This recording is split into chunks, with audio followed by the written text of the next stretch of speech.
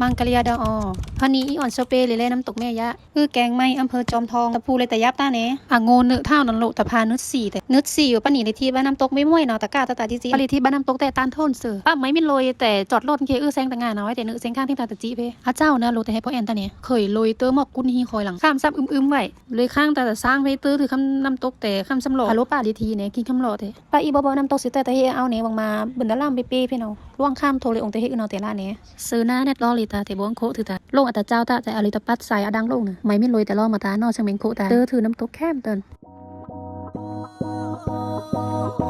She can't decide. She keeps on looking